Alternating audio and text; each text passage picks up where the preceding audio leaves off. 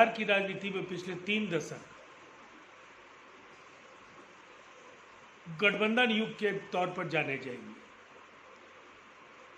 और इस दौर में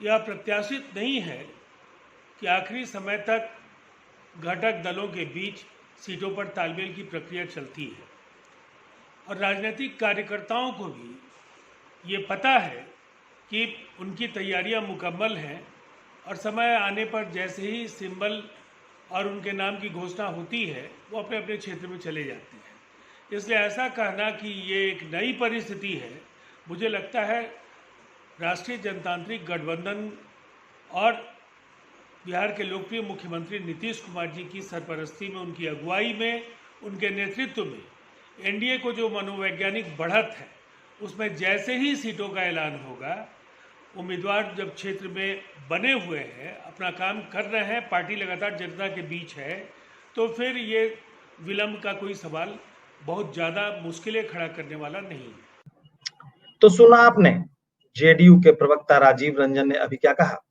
उन्होंने कहा कि बिहार में 3 दशकों से गठबंधन का युग चल रहा है और ऐसे में सीटों के तालमेल को लेकर प्रक्रिया में वक्त लगता है, आखिरी समय तक ये तालमेल हो पाता है। उनका दावा कितना सही है?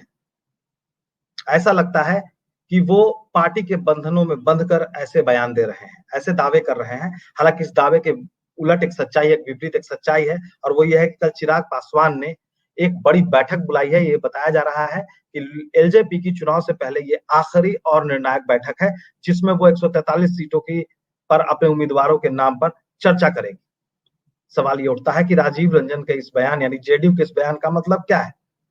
इन्हें लगता है ये जेडीयू अभी भी सोच रही है किसी तरह से इस मसले का हल शायद निकल सकता है, लेकिन जिस तरह से चिराग पासवान का रुख है, जो वो चाह रहे हैं, शायद वो चीज उन्हें अभी नहीं मिली है।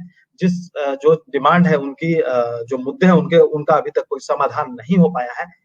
इसी वजह से उन्होंने एक बैठक बुला ली है, बड़ी बैठक बुलाई है। कल ये बड़ी बैठक, इस पर सबकी नजर रहेगी।